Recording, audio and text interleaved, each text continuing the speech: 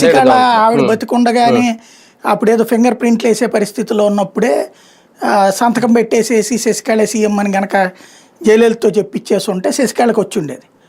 But స్వయంగా జయలలితే సంతకం పెట్టి మరి పళనిస్వామిని కూర్చోబెట్టి వెళ్ళింది కాబట్టి ఏం చేయలేకపోయింది. అట్లాగే కేటీఆర్ విషయంలో చూసుకుంటే క్లియర్గా కేటీఆర్ని అనౌన్స్ చేయలేదు. సీఎంగా చేస్తుంటే మాజీ సీఎం హోదాలో ఎక్స్పీరియన్స్డ్ పర్సన్ ఒకడు ఉండేవాడు బీఆర్ఎస్కి. కానీ వాస్తవంగా నడిపింది ప్రభుత్వాన్ని కేటీఆరే. కానీ కేసీఆర్ అతనికి ఆ హోదాని ఇవాళ ఇప్పుడు మళ్ళీ తను పోరాడి సాధించుకోవాలి. ఇంకోటి కేసీఆర్ నీడ ఉన్నంత వరకు కేటీఆర్కి సీఎం ఛాన్స్ వస్తుందా అనే సందేహం. ఇక్కడ అట్లా కాకుండా లేదు నా కొడుకే వారసుడు అన్నటువంటిది చంద్రబాబు గారు జాతీయ నాయకులకి చూపించేస్తున్నారు, మిగతా నాయకులు కూడా చూపించేస్తున్నారు. ఇంతకు ముందుతో పోల్చుకుంటే ఈవెన్ జనసేన అభిమానులు కూడా లోకేష్ని యాక్సెప్ట్ చేయడం ప్రారంభించి చాలా రోజులు అయిపోయింది.